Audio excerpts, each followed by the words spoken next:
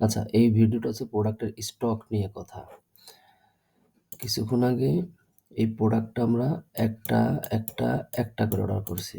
ঠিক আছে? তো এই প্রোডাক্টটার যদি আপনি স্টকে যান, প্রোডাক্ট, ম্যানেজ প্রোডাক্ট।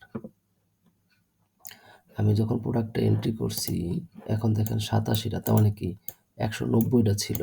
তো ৯০ থেকে ৩টা কমে গেছে ১৮৭টা, পারফেক্ট, কোনো অসুবিধা নাই। কিন্তু কথা হচ্ছে এই আদার ইনফরমেশন এখান থেকেও কমছে, এখান থেকেও কমছে, এখান থেকেও কমছে। তো এই কাজটা যেটা করতে হবে, অর্ডার যখন প্লেস হবে তখন স্টক কমবে না। ঠিক আছে? অর্ডার যখন প্লেস হবে তখন আর স্টকটা কমবে না। স্টক কমবে কখন? এই যে অর্ডারটা আসলো ৩টা কোয়ান্টিটি দিছে। তো এইখান থেকে পেন্ডিং হবে, প্রসেসিং হবে, শিফট হবে। শিফট হইলেও অনেক সময় এটা কাস্টমার নেয় না, রিটার্ন আসে। তো যেটা হবে, এই শিফট দরকার নাই, প্রসেসিংয়ের পরে এ হচ্ছে ডেলিভার। শিফট স্ট্যাটাসটা দরকার নাই, এ হচ্ছে ডেলিভার্ড। যখন এটা ডেলিভার্ড হবে তখন হচ্ছে প্রোডাক্টের স্টক থেকে কমে যাবে। যেটা ডেলিভার্ড হয়েছে তখন স্টক কমে যাবে।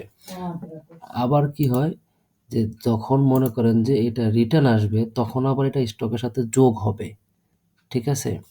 এখন কিন্তু এটা হচ্ছে না, তাই আপনাকে আমি ভিডিওটা বানিয়ে দিলাম। কথা বুঝতে পারতেছেন? প্রোডাক্টের একটা অর্ডার যখন কাস্টমার ফেলবে, যেমন এটা ফেলছে, স্টক কমবে না, স্টক সেম থাকবে। তো যখন এটা মনে করেন যে স্টক তোমার কমার দরকার নাই, এখানে কল কনফার্ম, দেখেন কল কনফার্ম, কোন বিজি করা, আমি ফোন দিলাম। ফোন দেওয়ার পরে সে বলল যে না ভাই এটা ক্যান্সেল করে দেন। তার মানে এটা ক্যান্সেল। ঠিক আছে? আমার স্ট্যাটাস এটা ক্যান্সেল হয়ে গেছে। এখন তো ক্যান্সেল হয়ে গেলে তখন তো আমার স্টক নিয়ে কোনো কাজ করার দরকার নাই। স্টকটা কাজ করবে ঠিক তখনই যখন এটা ডেলিভার্ড হবে, তখন এটা স্টক থেকে মাইনাস হয়ে যাবে। ঠিক আছে? আর যখন এটা রিটার্ন আসবে তখন এটা আবার স্টকের সাথে যোগ হয়ে যাবে। এটা হচ্ছে মূলত প্রোডাক্ট স্টকের বিষয়টা আমি আপনাকে ক্লিয়ার করে দিলাম।